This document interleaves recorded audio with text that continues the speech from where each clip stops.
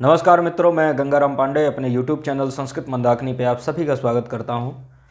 हम लोग समास प्रकरण पढ़ रहे थे और समास में आज तत्पुरुष समास तो पूर्ण हो गया था कल की कक्षा में। आज बहुब्रीहि समास का हम लोग प्रारंभ करेंगे। बहुब्रीहि समास लक्ष्य सिद्धांत कौमुदी के अनुसार है। तो बहुब्रीहि समास करने वाला जो पहला सूत्र है, ये एक जो सूत्र यहाँ पर लिखा है शेषो बहुब्रीहि, ये जो सूत्र है ये अधिकार सूत्र है। ये अधिकार सूत्र कहाँ तक जाएगा तो ये कहता है कि प्राग द्वंद्वात्, अर्थात द्वंद्व समास के प्राक मतलब पहले, तो द्वंद्व समास से पहले तक इस बहुब्रीहि समास का क्या होगा, अधिकार होगा। लिखा भी है कि अधिकारो अयम, अयम मतलब यह जो सूत्र है ये कैसा सूत्र है, अधिकार सूत्र है। तो अधिकारो अयम मतलब ये अधिकार सूत्र है, और ये जो अधिकार सूत्र है अर्थात बहुब्रीहि का जो अधिकार होगा वो द्वंद्व समास के पहले तक ये अधिकार जाएगा। शेषो बहुब्रीहि में दो पद हैं, एक तो पहला पद है शेषः और दूसरा पद है बहुब्रीहि। दोनों प्रथमांत पद हैं, समस्त सूत्र में केवल दो ही पद हैं। प्राक कडारा समासः से यहाँ पर समासः की अनुवृत्ति आती है। तो जैसे कि ये तो समझ आपको ये लग ही गया कि ये क्या कहता है कि ये अधिकार सूत्र है और ये सूत्र कहता है कि द्वंद्व समास के पहले तक बहुब्रीहि का अधिकार रहेगा। अब यहाँ पर जो शेषा है, ये शेषा का मतलब क्या है, ये कहता है कि शेषो मतलब शेष में बहुब्रीहि समास होता है। तो शेष में बहुब्रीहि समास होता है तो शेष कौन है, शेष किसे कहते हैं, तो शेष के लिए कहते हैं कि उक्तादन्यः शेषः। उक्तादन्यः अर्थात उक्त मतलब जो कहे से, जो अन्य जो बचे उसको कहते हैं शेष। अब किनको कहा गया है जिससे अन्य कुछ बच रहा है, तो कहने का मतलब यह है कि जैसे अव्ययीभाव समास किए, अव्ययीभाव समास के बाद फिर तत्पुरुष समास किए। तत्पुरुष समास में विशेष रूप से जैसे कि द्वितीया श्रितातीत पतिगत अत्यस्त प्राप्तापन्नैः, इस सूत्र के द्वारा द्वितीयांत का श्रितादिक प्राकृतिक समर्थ सुबंत के साथ समास हुआ। इसके बाद तृतीया तत्कृतार्थेन गुणवचनेन, तृतीयांत का तृतीयांतार्थ का जो अर्थ इनके साथ समास हुआ। इसी तरह से चतुर्थी तदर्थार्थ बलिहित सुखरक्षितैः, तो चतुर्थी तदर्थार्थ बलिहित सुखरक्षितैः, इस सूत्र के द्वारा भी जो तो चतुर्थ्यंत का समास हो गया तत्पुरुष समास। पंचमी भयेन, षष्ठी सप्तमी सौंडैः, ये सूत्र लगभग समास कर चुके हैं। इन सभी में ये मतलब इनका समास हो चुका है जो सूत्र अभी हम किए। लेकिन अभी शेष बचा है प्रथमांत, कि प्रथमांत के साथ जो है समास नहीं हुआ, क्योंकि द्वितीयांत का हुआ, तृतीयांत का हुआ, चतुर्थ्यंत का हुआ, पंचम्यंत का हुआ, लेकिन प्रथमांत के साथ समास नहीं हुआ। तो यहाँ पर यह समझना है कि शेषः के द्वारा क्या लेना है, प्रथमांत की, मतलब प्रथमांत का। जैसे कि यहाँ पर लिखा भी है, समास करने वाला एक सूत्र है अनेक मन्य पदार्थे। अनेक मन्य पदार्थे जो सूत्र है ये बहुब्रीहि समास करने वाला सूत्र है। ये सूत्र कहता है अनेकम प्रथमांतम, तो इसने कहा ना कि प्रथमांतम अर्थात जो अनेक मतलब है एक से अधिक, तो एक से अधिक ऐसा जो प्रथमांत, अब वो अन्य पदस्य अर्थ है, अन्य पद के अर्थ में। तो बहुब्रीहि समास का एक लक्षण आपने पढ़ा था कि जैसे कि अव्ययीभाव समास के लिए क्या कहते हैं कि प्रायेण पूर्व पदार्थ प्रधानो अव्ययीभावः, उसी तरह से प्रायेण अन्य पदार्थ प्रधानो बहुब्रीहि, कि जिसमें अन्य पद के अर्थ की प्रधानता होती है उसको कहते हैं बहुब्रीहि समास। तो बहुब्रीहि समास में कोई अन्य पद, मतलब जो सूत्रस्थ जो पद होते हैं उनसे इतर कोई अन्य पद के अर्थ की प्रधानता रहती है, ऐसी स्थिति पर बहुब्रीहि समास होता है। तो शेषः का मतलब क्या है, शेष का मतलब यह है कि जो इसके पहले जो समास किए हैं, अव्ययीभाव समास किए, तत्पुरुष समास किए, द्वंद्व समास किए, इनसे अलग जो बचता है, ऐसी स्थिति पर बहुब्रीहि समास होता है। तो शेषः का तात्पर्य यहाँ पर यह है। बहुब्रीहि में भी बहुत सारे इसके भेद होते हैं, जैसे मुख्य रूप से 4 भेद होते हैं। जैसे समानाधिकरण बहुब्रीहि, व्यधिकरण बहुब्रीहि एक होता है। इसके बाद जैसे कि समानाधिकरण व्यधिकरण तुल्य योग बहुब्रीहि, ये भी एक बहुब्रीहि का है ना। तो इस प्रकार से ये बहुब्रीहि के भेद हैं, 4 प्रकार के इसके भेद होते हैं बहुब्रीहि के। तो शेषो बहुब्रीहि, ये सूत्र आपको लग ही गया होगा कि ये क्या कहता है कि शेष अर्थ में बहुब्रीहि समास होता है। शेष क्या है, जो बचे हुए हैं, जो समास हो चुके हैं उनसे जो बचता है उसको कहते हैं, उन अर्थों में बहुब्रीहि समास होगा। तो से जो बचे कौन है, तो मैंने आपको बतला ही दिया कि जैसे द्वितीया का समास हो गया, तृतीया का हो गया, चतुर्थ्यंत का हो गया, इनसे जो बचता है वही है। तो इनसे बचा कौन, प्रथमांत, क्योंकि प्रथमांत का समास अभी नहीं हुआ। तो इस प्रकार से ऐसी स्थिति पे बहुब्रीहि समास होगा। और ये जो सूत्र है शेषो बहुब्रीहि, ये एक अधिकार सूत्र है। समास करने वाला दूसरा सूत्र आता है अनेक मन्य पदार्थे। तो अनेक मन्य पदार्थे ये सूत्र है, और यह सूत्र जो है तो बहुब्रीहि समास का विधान करता है। बहुब्रीहि समास का विधान करने वाला जो सूत्र है अनेक मन्य पदार्थे, यह सूत्र यहाँ पर जैसे कि अनेकम, तो अनेकम का मतलब क्या है, ना एकम अनेकम, इस प्रकार से इसका विग्रह कर लेना। और अन्यच्च तत्पदम अन्य पदम तस्यार्थो अन्य पदार्थ तस्मिन् अन्य पदार्थे, इस प्रकार से ये इसका विग्रह हो जाएगा। तो ना एकम अनेकम अन्यच्च तत्पदम अन्य पदम तस्यार्थो अन्य पदार्थ तस्मिन् अन्य पदार्थे। अनेकम प्रथमांत है, अन्य पदार्थे सप्तम्यंत है। तो अनेकम प्रथमांत अन्य पदार्थे सप्तम्यंत, ये यहाँ पर भी इस सूत्र में केवल दो ही पद हैं, है ना।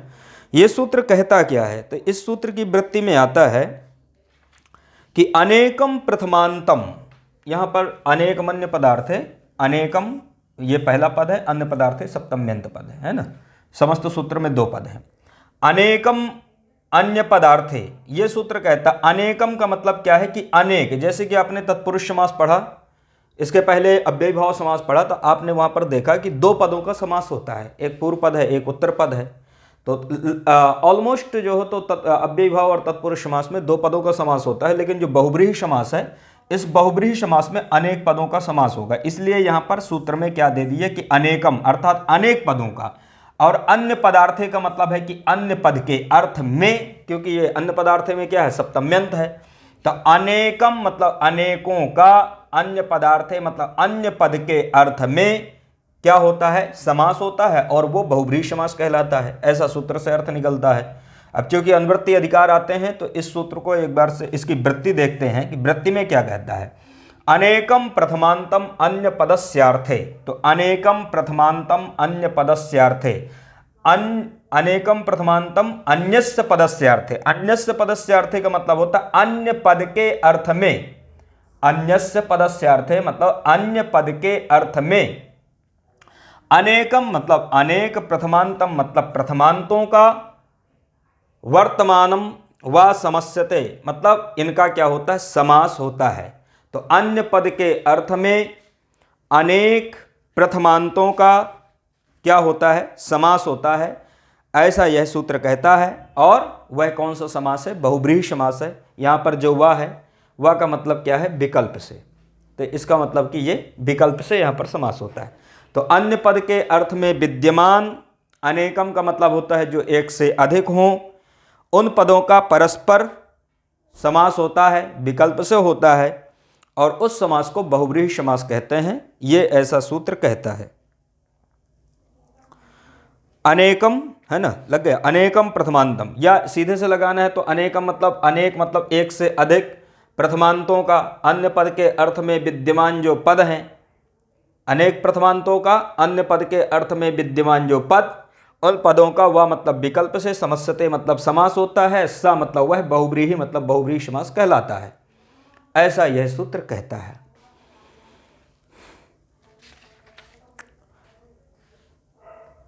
अब ये जो समास है, ये बहुब्रीहि समास मुख्य रूप से समानाधिकरण होता है, मतलब समान अधिकरण में होता है। समानाधिकरण का मतलब यह होता है कि जहां पर पूर्व पद और उत्तर पद समान विभक्ति में स्थित हो। जो पूर्व पद में जो विभक्ति है वही विभक्ति उत्तर पद में भी हो, ऐसी स्थिति को कहते हैं समानाधिकरण। तो ये जो बहुब्रीहि समास है, ये बहुब्रीहि समास भी समानाधिकरण में होता है, लेकिन क्वचित कहीं पर व्यधिकरण में भी बहुब्रीहि समास होता है। जैसे कि अभी एक ज्ञापक आएगा कि व्यधिकरण अर्थ में भी बहुब्रीहि समास होता है, और सप्तमी विशेषणे बहुब्रीहौ, इस सूत्र में जो तो इसको देखेंगे। चूंकि यहाँ पर सप्तम्यंत पढ़ा गया है, इसका मतलब कि व्यधिकरण में भी बहुब्रीहि समास होता है, ऐसी आगे चर्चा होगी। तो सूत्र इतना ये मतलब ये जो सूत्र है जिसका अर्थ किए, ऐसा यह सूत्र कहता है। इसके बाद अब यहाँ पर होता क्या है कि चूंकि ये जो बहुब्रीहि समास है, बहुव्रीहि समास समानाधिकरण होता है, प्रायः समानाधिकरण में बहुव्रीहि समास होता है। अब समानाधिकरण में चूंकि प्रथमांत का समास है कि ये प्रथमांत के साथ, तो प्रथमांत के साथ समास होता है, तो इसका मतलब कि पूर्व पद में भी प्रथमांत सु, उत्तर पद में भी क्या आएगा, सु आएगा। ऐसी स्थिति आती है। अब यहां पर पूर्व पद भी प्रथमांत है, प्रथमा में है, उत्तर पद भी प्रथमांत है। तो यहां पर होता क्या है कि उपसर्जन संज्ञा हो करके या प्रथमा निर्दिष्ट समास उपसर्जनम से, ये जो उपसर्जन संज्ञा करने वाला सूत्र है, यहाँ पर उसकी आपत्ति होती है कि भाई दोनों जो तो पद प्रथमा में है, पूर्व पद भी यहाँ प्रथमा में है, उत्तर पद भी प्रथमा में है, तो किसकी आप उपसर्जन संज्ञा करेंगे, किसका आप पूर्व प्रयोग करेंगे। एक यदि होता प्रथमा में तब तो आप उपसर्जन संज्ञा कर देते, उसका पूर्व प्रयोग भी कर देते, लेकिन जब दोनों ही पद यहाँ पर प्रथमांत हैं तब आप किसकी उपसर्जन संज्ञा करके पूर्व में मानेंगे, क्योंकि तब तो ऐसी स्थिति पे दोनों ही पद पूर्व में आएंगे।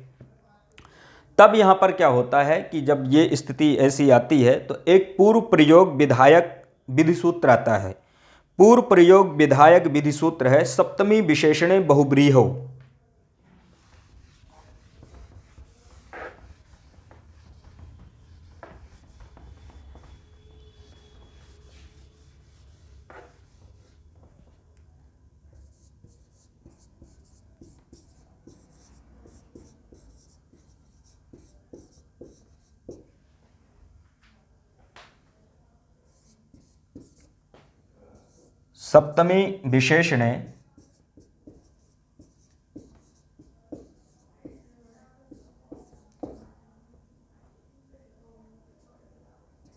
सप्तमी विशेषणे बहुव्रीहौ, ये एक सूत्र आता है। ये सूत्र क्या करता है, पूर्व निपात या पूर्व प्रयोग करता है। पूर्व प्रयोग करने वाला ये सूत्र क्यों बनाया गया, क्योंकि दोनों ही पद यहाँ पर क्या होते हैं, प्रथमांत होते हैं बहुव्रीहि समास में, तो दोनों ही प्रथमांत होंगे, तो किसकी आप उपसर्जन संज्ञा करेंगे, ऐसी यहाँ पर समस्या होती है। तब एक सूत्र आया सप्तमी विशेषणे बहुव्रीहौ, और इसने कहा सप्तमी विशेषणे बहुव्रीहौ ने कि सप्तम्यंतम विशेषणंच बहुव्रीहौ पूर्वम स्यात्। इसका मतलब यह है, यह कहता है कि सप्तम्यंतम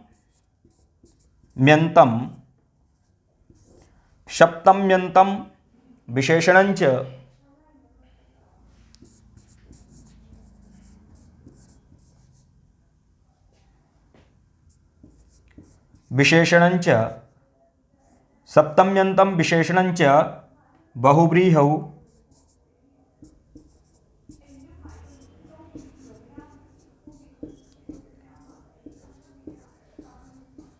पूर्वम स्यात्।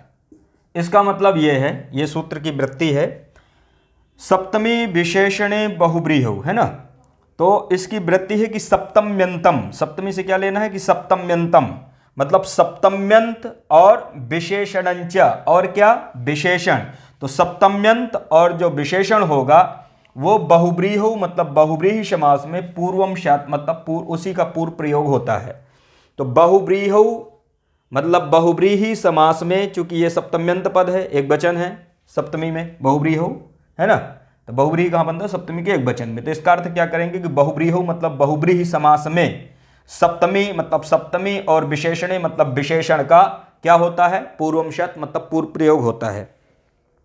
तो अब इससे यह पता चल गया कि बहुव्रीहि समास में पूर्व प्रयोग किसका होगा, तो जो सप्तमी विभक्ति में हो या जो विशेषण हो, तो एक तो विशेषण हो या सप्तमी विभक्ति में हो, ऐसे पदों का यहाँ पर पूर्व प्रयोग होता है। तो सप्तमी विशेषणे, सप्तमी चा विशेषणे च, इस प्रकार से इसका सप्तमी चा विशेषणंच इतरेतर योग द्वंद्व करेंगे तो बन जाएगा सप्तमी विशेषणे। सप्तमी विशेषणे ये प्रथमांत है, सप्तमी विशेषणे कैसा है, प्रथमांत है, बहुव्रीहौ सप्तम्यंत है, तो ये प्रथमांत भी है सप्तमी विशेषणे, बहुव्रीहौ सप्तम्यंत है, और बहुव्रीहि समास में सप्तम्यंत और विशेषण का बहुव्रीहौ मतलब पूर्व प्रयोग होता है, तो बहुव्रीहि में पूर्व प्रयोग होता है। तो सप्तम्यंत और विशेषण का बहुव्रीहौ मतलब बहुव्रीहि समास में पूर्वम स्यात् मतलब पूर्व प्रयोग होता है। ये अब जान लेना, ये सूत्र है जो पूर्व प्रयोग करता है।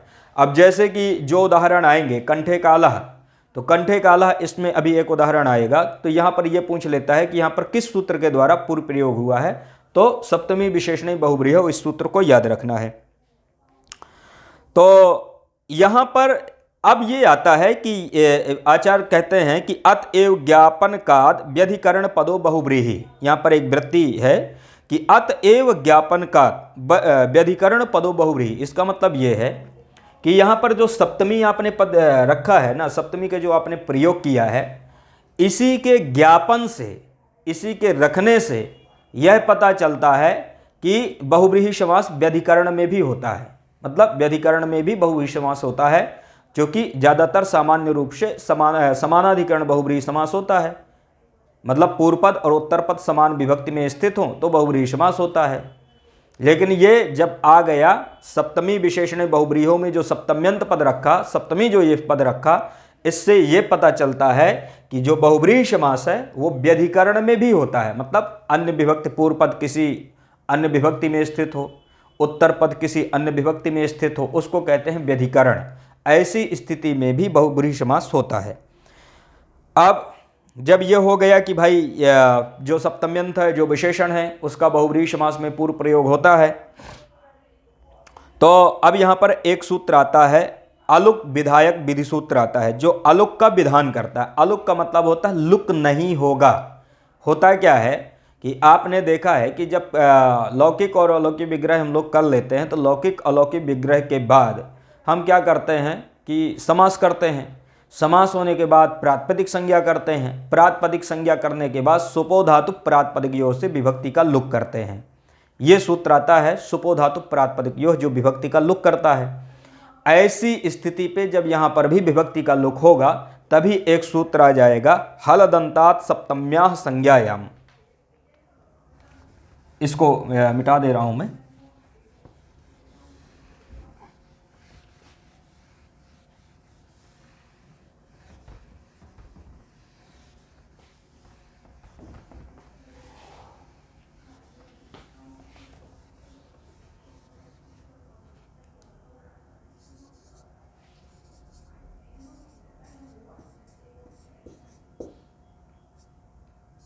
हलदंतात सप्तम्याः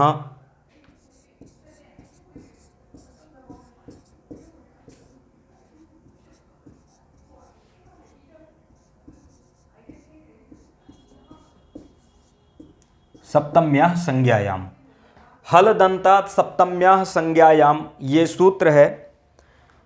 हल अदंतात, इसको इस प्रकार से भी कह सकते हैं कि हल अदंतात। यहाँ पर क्या है, हल ये लकार हलंत है, ऐसे क्या निकाल आएगा आ, तो क्या कहेंगे अदंतात। इस प्रकार से भी इसको पढ़ सकते हैं, हल अदंतात। तो हल अदंतात सप्तम्याः संज्ञायाम ये सूत्र है। ये सूत्र क्या करता है, अलुक का विधान करता है।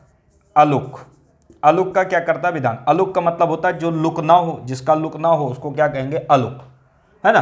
अलुक किससे हो रहा है, सुपो धातु प्रातिपदिक योः से। कहां पर हो रहा है, कंठे काला। अभी उदाहरण आएगा। हल अदंतात सप्तम्याः संज्ञायाम ये सूत्र कहता है कि संज्ञायाम का मतलब होता है संज्ञा में, क्योंकि संज्ञायाम क्या है, सप्तम्यंत पद है, और सप्तम्याः ये षष्ठ्यंत पद है ना। सप्तम्याः क्या है, ये षष्ठ्यंत पद है। तो और हल अदंतात ये कैसा पद है, ये पंचम्यंत पद है। तो हल अदंतात पंचम्यंत पद है, सप्तम्याः षष्ठ्यंत पद है, संज्ञायाम सप्तम्यंत पद है। इस सूत्र में कितने पद हैं, 3 पद हैं। यह सूत्र कहता है संज्ञायाम। संज्ञायाम का मतलब होता है संज्ञा गम्यमान होने पर, संज्ञा गम्यमान होने पर हल अदंतात। हल अदंतात, हल अदंतात मतलब हलंत, और हलंत का मतलब क्या है कि हल का मतलब हलंत, और अदंतात का मतलब होता है ह्रस्व अकारांत। तो संज्ञा गम्यमान होने पर हलंत मतलब हल अंत में हो, या अदंत मतलब ह्रस्व अकार अंत में हो। ऐसी स्थिति में ह्रस्व अकारांत शब्दों से परे, चूंकि ये पंचम्यंत है तो इसका अर्थ क्या करेंगे कि हल और अदंत से परे संज्ञायाम अर्थात संज्ञा गम्यमान होने पर, ये जो परे मतलब इनसे परे, इसके बाद जो तो संज्ञा गम्यमान होने पर सप्तम्याः मतलब सप्तमी का, सप्तम्याः का मतलब क्या करेंगे, सप्तमी विभक्ति का, और सप्तमी विभक्ति का क्या, लुक नहीं होता। अब ये लुक नहीं होता ये कहां से आता है, तो एक सूत्र है अलगुत्तर पदे, एक सूत्र है अलगुत्तर पदे, अलगुत्तर पदे एक सूत्र है।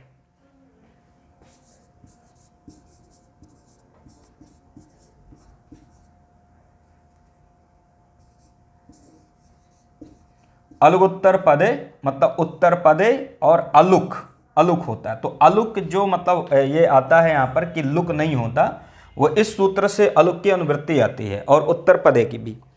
तो संज्ञा गम्यमान होने पर उत्तर पद के परे रहते, तो ये उत्तर पद के परे रहते इसी सूत्र से, अलुक उत्तर पदे, इसी सूत्र से उत्तर पदे की अनुवृत्ति भी आती है।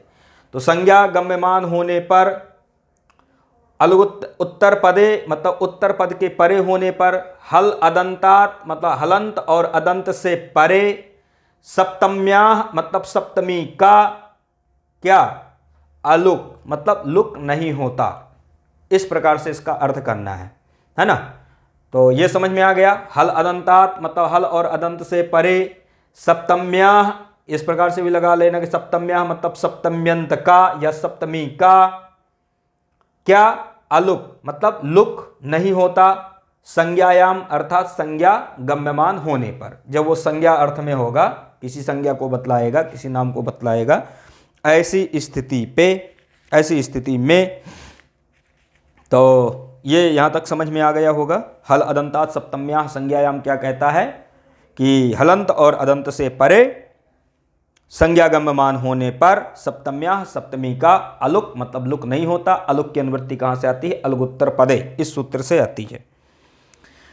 तो ये तो हो गया ये सूत्र, हल अदंतात सप्तम्याः संज्ञायाम, ये अलुक का विधान करता है। ध्यान रखना कि कहाँ पर करता है। तो एक उदाहरण बनता है कंठे कालः, कंठे कालः बहुत महत्वपूर्ण उदाहरण है। इसका मतलब है कि कंठ में काल है जिसके, या नील वर्ण, तो नील वर्ण का है जिसका कंठ, इस प्रकार से भी इसका कर लेते हैं। तो ये क्या अन्य पद कौन जाएगा, किस अर्थ में जाएगा, ये शिव के अर्थ में जाएगा।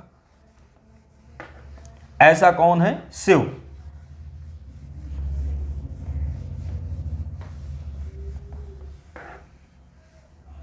उदाहरण क्या है इसका, अब ये जो सूत्र अभी तक हम लोग पढ़े हैं, ये अब घटेंगे कहां पर,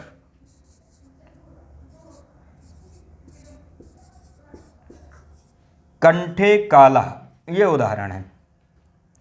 कंठे कालः मतलब कंठ में काल है जिसके, तो कंठ में काल है जिसके या कंठ नीला है जिसका, इस प्रकार से भी इसका अर्थ करते हैं क्वचित। तो कंठ में काल है जिसके, ये जो कहते हैं ना जिसके, यही अन्य पद है, कोई अन्य पद। अब वो है कौन, तो शिव। तो यहां पर न पूर्व पद की प्रधानता है, न उत्तर पद की प्रधानता है, बल्कि किसी अन्य पद की ही प्रधानता है ना। न कंठ की प्रधानता है, न काल की प्रधानता है, बल्कि क्या है, किसी अन्य अर्थ की प्रधानता है। और वो अन्य अर्थ कौन है, शिव।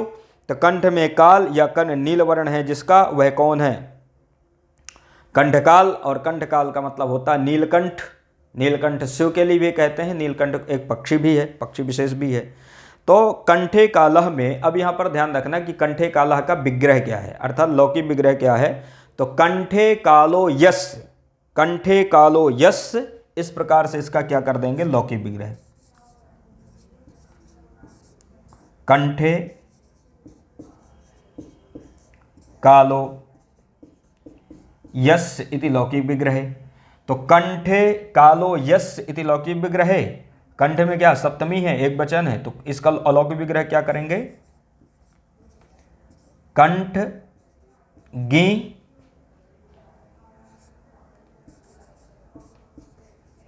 काल सु। तो कंठ गी काल सु, ये हो जाएगा इसका अलौकिक विग्रह। ये बहुत महत्वपूर्ण है, लौकिक और अलौकिक विग्रह इसका। कंठे कालो यस्य, कंठे कालः, कंठे कालो यस्य, कंठे कालः, कंठ गी कालसु इति अलौकिक विग्रह। इस प्रकार से इसका क्या कर लेना है, अलौकिक विग्रह। शेषो बहुव्रीहि से यहाँ पर बहुव्रीहि समास का क्या आएगा, अधिकार आएगा, क्योंकि इसने पहले ही कह दिया कि भाई मैं द्वंद्व समास के पहले तक मैं जाऊंगा। उसके बाद नहीं जाऊंगा। ठीक है, तो ये पहले ही कहता है कि मैं द्वंद्व के पहले जाऊंगा, उसके बाद नहीं जाऊंगा, तो शेषो बहुव्रीहि से बहुव्रीहि समास होगा। अनेक मन्य पदार्थ है, अनेक मन्य पदार्थ जो सूत्र आया था जिससे समास हुआ था, उसने क्या किया, क्या उस वो कहता है कि अनेकम प्रथमांतम अन्य पदस्यार्थे वर्तमानम व समस्यते, अनेक प्रथमांतों का अन्य पद के अर्थ में समास होता है, उसको बहुव्रीहि समास कहते हैं। तो यहाँ पर अनेक अन्य पद के अर्थ में है ही, तो बहुव्रीहि समास उस सूत्र से, अनेक मन्य पदार्थ इस सूत्र से यहाँ पर हो जाता है। बहुव्रीहि समास होने के बाद अब यहाँ पर होता क्या है कि प्रातिपदिक संज्ञा सुपोधातुक इसके कृतध्य समासाच्य से कर देना, कृतध्य समासाच्य से प्रातिपदिक संज्ञा, प्रातिपदिक संज्ञा होने के बाद सुपोधातुक प्रातिपदिक यो से विभक्ति का लुक होता है। अब जब सुपोधातुक प्रातिपदिक यो हो, सुपोधातुक प्रातिपदिक यो हो एक सूत्र है, इससे क्या होता है विभक्ति, विभक्ति का मतलब गी और सु, इनका क्या होता है लुक होता है। ऐसी स्थिति पे जब इनका क्या होगा लुक होगा, तो यहां पर क्या करना है, अच्छा इसके पहले क्या कर लेना कि जैसे अब ये सूत्र आता है, हाँ ठीक है, सुपोधातु प्रातिपदिक यो से लुक होता है, उस स्थिति पे क्या होता है कि अब ये जो सूत्र हमने पढ़ा था हल अदंतात सप्तम्याः संज्ञायाम, ये सूत्र यहां पर आ जाता है। यह सूत्र कहता है कि संज्ञा अर्थ में, असंज्ञा अर्थ है क्योंकि नीले कंठ वाला है जो, या कंठ में काल है जिसके, ऐसा कोई व्यक्ति, तो संज्ञा है। सप्तम्याः और सप्तमी का और क्या होता है अलुक होता है, हल और अदंत से परे, हल और अदंत से परे, तो हल अदंत से परे है ही, है ना, हल और अदंत से परे, अदंत से परे है ही। ऐसी स्थिति में सप्तमी कौन है यहां पर गी, सप्तमी कौन है यहां पर गी, चूंकि ये कहता है कि सप्तम्या अर्थात केवल सप्तमी का, तो सप्तमी का ही अलुक करता है। असप्तमी कौन है यहां पर गी, गी का क्या कर देगा अलुक कर देगा, मतलब गी का लुक नहीं होता, तो लुक फिर किसका होगा, बाकी सु का लुक वैसे ही हो जाएगा, सुपोधातु प्रातिपदिक यो से सु का तो लुक हो जाएगा, लेकिन सप्तमी का क्या हो जाएगा अलुक, अर्थात इसका लुक नहीं होगा। जब इसका लुक नहीं होगा तो कंठ गी काल ऐसा ही रहता है। और यहां पर ये जो सूत्र है सप्तमी विशेषणे बहुव्रीहौ, इस सूत्र से ये सूत्र क्या कहता है कि सप्तम्यंत और विशेषण का बहुव्रीहि समास में पूर्व प्रयोग होता है। तो यहां पर सप्तम्यंत और तो सप्तम्यंत है ही यहां पर कंठगी, तो सप्तम्यंत ये है, इसी का क्या हो जाएगा पूर्व प्रयोग, तो पूर्व में यही रहेगा क्योंकि ये क्या है सप्तम्यंत है, तो सप्तम्यंत होने के कारण पूर्व प्रयोग हो जाएगा इसी का। तो क्या बनेगा कंठ गी काल, कंठ गी काल में गी में क्या कर देना गकार की संज्ञा बचेगा ई, क्या बचेगा ई, और ई में यहां पर क्या कर देना गुण कर देना। जब गुण कर दोगे तो क्या बन जाएगा कंठे काल, कंठे काल जब बन जाएगा तो कंठे काल और पुनः स्वाद्योत्पत्ति, स्वाद्योत्पत्ति करने से क्या आ जाएगा सु आ जाएगा, सु का क्या कर देना रुत्त विसर्ग कर देना, रुत्त विसर्ग कर दोगे तो प्रयोग बन जाएगा कंठे काला। तो इस प्रकार से ये जो कंठे काला उदाहरण है, तो यहाँ पर मुख्य रूप से याद रखना है कि किस सूत्र के द्वारा यहाँ पर पूर्व प्रयोग हुआ है, तो सप्तमी विशेषणे बहुव्रीहौ, एक ये सूत्र याद रखना है कि यहाँ पर पूर्व प्रयोग उससे हुआ है। और सप्तमी का अलुक कौन करता है, तो हल अदंतात सप्तम्याः संज्ञायाम, ये सूत्र सप्तमी का अलुक करता है। मुख्य रूप से यहाँ पर याद रखने लायक ये है। लौकिक अलौकिक विग्रह तो ये याद रखना ही है। अब ये एक चीज ये भी है यहाँ याद करने के लिए कि ये व्यधिकरण बहुव्रीहि का उदाहरण है, ये भी याद रखना है कि ये समानाधिकरण बहुव्रीहि का उदाहरण नहीं है, क्योंकि इसके लौकिक अलौकिक विग्रह में आप देख रहे हो कि पूर्व पद में गी है, गी ये कहाँ बनता है सप्तमी के एक वचन में, और उत्तर पद में काल सु है, असु कहाँ आता है प्रथमा के एक वचन में, तो एक सप्तमी के एक वचन में है, एक प्रथमा के एक वचन में है, अर्थात समान विभक्तिक नहीं है। पूर्व पद में अलग विभक्ति है, उत्तर पद में अलग विभक्ति है, तो इसको क्या कहते हैं व्यधिकरण बहुव्रीहि। एक ही यदि विभक्ति होती तब तो समानाधिकरण बहुव्रीहि हो जाता। तो ये भी कई बार पूछता है कि इनमें से कोई 4 उदाहरण दे देंगे, ऑप्शन दे देंगे। और इनमें से एक समानाधिकरण बहुव्रीहि का उदाहरण नहीं है। तो याद रखना कि यही है कंठे काला, और यही समानाधिकरण बहुव्रीहि का उदाहरण नहीं है, बल्कि किसका है, व्यधिकरण बहुव्रीहि का उदाहरण है। तो ये हो गया कंठे काला। कंठे काला के बाद फिर अब यहाँ से समानाधिकरण बहुव्रीहि के उदाहरण आएंगे, है ना। समानाधिकरण बहुव्रीहि के उदाहरण हैं। तो एक उदाहरण यहाँ पर आता है, प्राप्तम उदकम यमसा प्राप्तोदको ग्रामः। तो प्राप्तम उदकम यमसा, अब यहाँ से ये जो इसके उदाहरण आएंगे बहुत महत्वपूर्ण उदाहरण है, आपको इनको मिस नहीं करना, बढ़िया से इनको बैठाना है दिमाग में, क्योंकि ये उदाहरण पूछे जाते हैं बहुव्रीहि समास में, ये सबसे पहले ही आते हैं, तो ज़्यादातर क्वेश्चन यहाँ से आते हैं।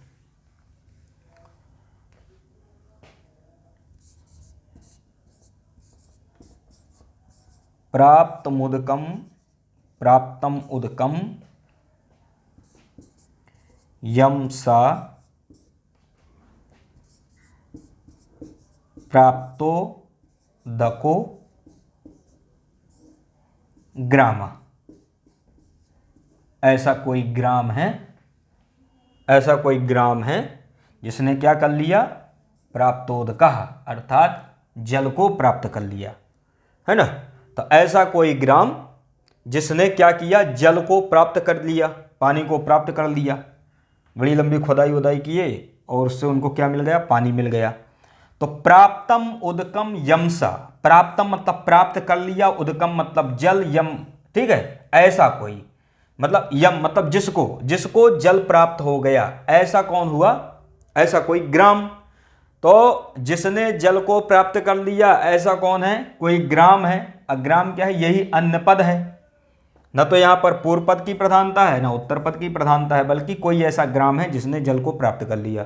तो प्राप्तम उदकम यमसा प्राप्तोदको ग्रामः, इस प्रकार से इसका क्या कर लेना है, प्राप्तम उदकम यम, इस प्रकार से इसका हो जाएगा लौकिक विग्रह। तो प्राप्तम उदकम यम ये लौकिक विग्रह हो जाएगा, और अलौकिक विग्रह क्या होगा, प्राप्त सु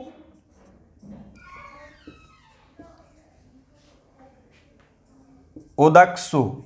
तो प्राप्त सु उदकसु ये हो जाएगा इसका अलौकिक विग्रह।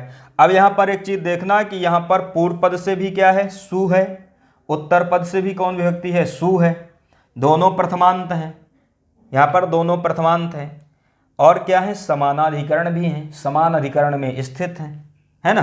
तो समानाधिकरण है, प्रथमांत हैं, ऐसी स्थिति पे यहां पर भी क्या हो जाएगा, अनेक अन्य पदार्थे से समास होने के बाद प्रातिपदिक संज्ञा, कृतज्ञ समासाश्च से प्रातिपदिक संज्ञा, सुपो धातु प्रातिपदिक योश विभक्ति का यहाँ पर लुक कर देना। यहाँ पर ये जो है हल अदंतात सप्तम्या संज्ञायाम, ये यहाँ पर नहीं लगेगा, क्योंकि ये कहता है कि सप्तमी का अलुक होता है, और सप्तमी यहाँ है ही नहीं, तो अलुक किसका करोगे जब है ही नहीं।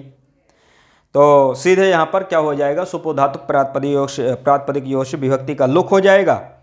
विभक्ति का लुक हो जाएगा तो क्या बन जाएगा, प्राप्त उदक, है ना, प्राप्त उदक बन जाएगा। प्राप्त में ता में आ, उदक का उ, आउ मिलके क्या हो जाएंगे, ओगुण हो जाएंगे, ओगुण हो जाएंगे तो क्या बन जाएगा, प्राप्तोदक। अप्राप्तोदक ऐसा बनने के बाद अब चूंकि यहां पर क्या है, अन्य पद कौन है, यहां पर ग्राम पुल्लिंगवाची है, तो पुल्लिंगवाची होने के कारण ये समस्त पद भी क्या हो जाएगा, पुल्लिंग हो जाएगा। अनेक अन्य पदार्थ यहाँ पर एक देश विकृतन न्यायन ऐसा मान करके पुनः क्या कर लेना, स्वाद्योत्पत्ति कर लेना। स्वाद्योत्पत्ति करोगे तो स्वाद्योत्पत्ति करने के बाद क्या आ जाएगा, फिर से सु आएगा, सु में उकार की संज्ञा, सकार करो तो विसर्ग कर देना।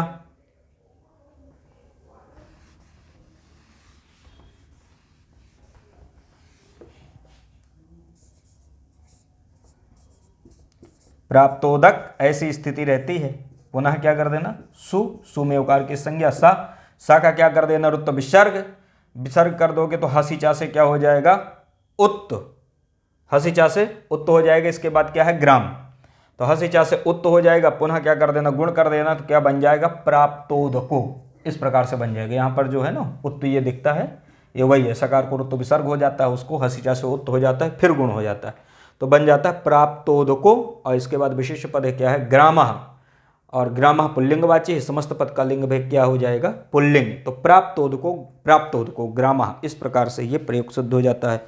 तो प्राप्तम उदकम यम सा प्राप्तोदको ग्रामः, इस उदाहरण में कौन सा समास हुआ है, बहुब्रीहि समास हुआ है, ये याद रखना है। लौकिक अलौकिक विग्रह मुख्य रूप से याद रखना ही है।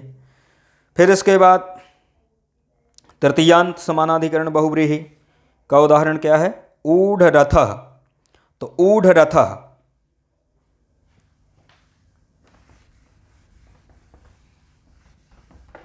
इसके बाद एक उदाहरण है ऊढ़ रथः। ऊढ़ रथः का होता जिसने रथ को ढो चुका है ना, ढो चुका है रथ जिसने, तो ऊढ़ रथः।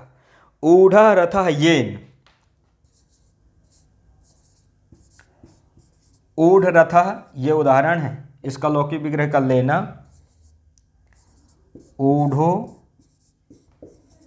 रथः येन, मतलब जिसके द्वारा रथ ढोया जा चुका है। इस प्रकार से इसका अर्थ कर लेना कि जिसके द्वारा, येन ऊढ़ रथा, रथ ढोया जा चुका है या जिसने रथ को ढो लिया है, उसको क्या कहेंगे, ऊढ़ रथा। तो ऊढ़ो रथः येन, तो ऊढ़ो रथः येन।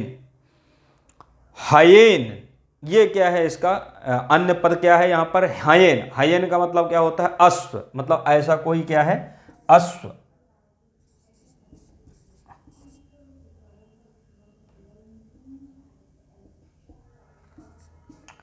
हयेन, हयेन का मतलब क्या कहते हैं, अश्व मतलब घोड़ा, है ना, ऐसा कोई अश्व जिसने रथ को ढो चुका है।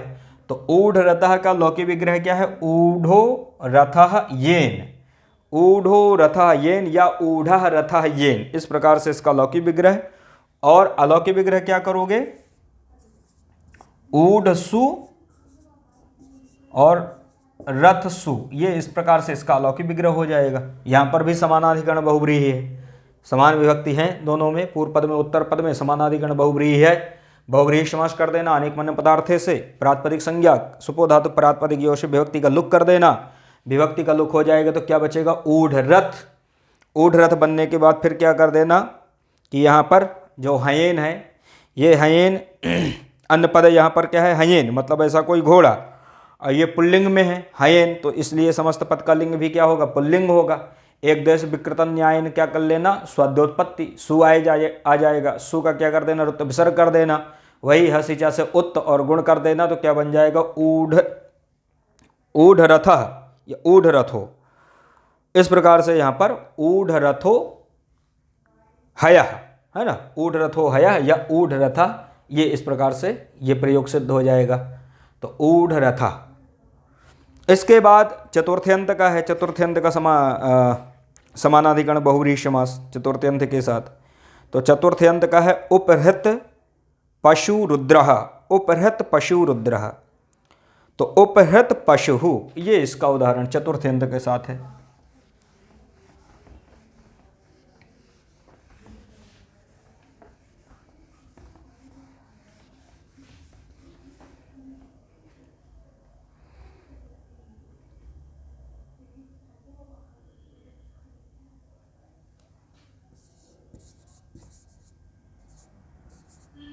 उपहृत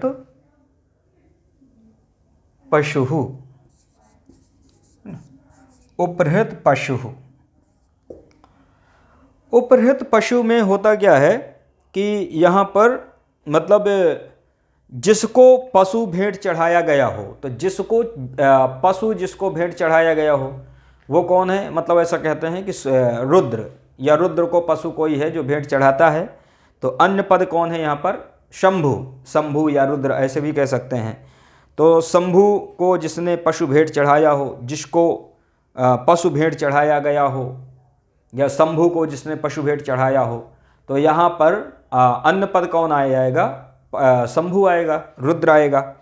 तो उपहृत पशु, तो उपहृतः पशु यस्मयी, इस प्रकार से इसका क्या कर लेंगे, लौकिक विग्रह। तो उपहृतः पशु यस्मयी, उपहृतः पशु यस्मयी, मतलब यस्मयी चतुर्थी में आता है ना, जिसको मतलब दान दिया गया हो। तो ऐसा कौन है, शंभु मतलब शिव, जिसको पशु क्या कर दिए, दान में दिए। तो उपहृतः पशु यशमयी, उपहृतः पशु यशमयी, उपहृतः पशु यशमयी, ये इसका क्या हो जाएगा, लौकिक विग्रह हो जाएगा।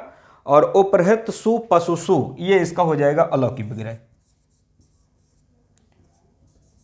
उपहृत सु पशु सु, ये हो जाएगा इसका लौकिक विग्रह। बाकी वही कर लेना, समास कर लेना, प्रातिपदिक संज्ञा विभक्ति का लोप हो जाएगा। विभक्ति का लोप होने के बाद क्या बन जाएगा, उपहृत पशु। तो उपहृत सु पशु सु, प्रयोग क्या बन जाएगा, उपहृत पशु, यहाँ पर सु आएगा, सु को रुत्व विसर्ग कर देना, बाकी सब सारी प्रक्रिया वैसे ही है। तो उपहृत पशु रुद्र। इसी तरह से उद्धृतौदना स्थाली, उद्धृतौदना स्थाली का मतलब होता है कि निकाल लिया गया है भात, है ना, जिससे, तो निकाल लिया गया है भात जिससे, ऐसी कोई बटलोई है। तो उद्धृतौदना, तो उद्धृतः ओदनः यस्याह, उद्धृतौदना स्थाली में उद्धृतः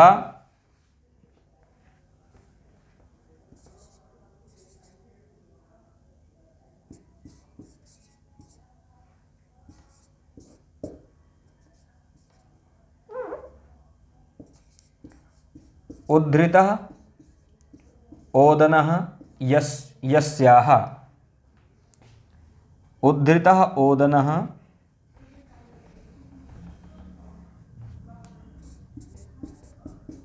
यस्याः स्थाल्याः, ऐसे कर लेना, उद्धृतः ओदनः यस्याः स्थाल्याः, ये हो जाएगा इसका अलौकिक विग्रह। और उद्धृतसु ओदनसु, ये हो जाएगा इसका अलौकिक विग्रह।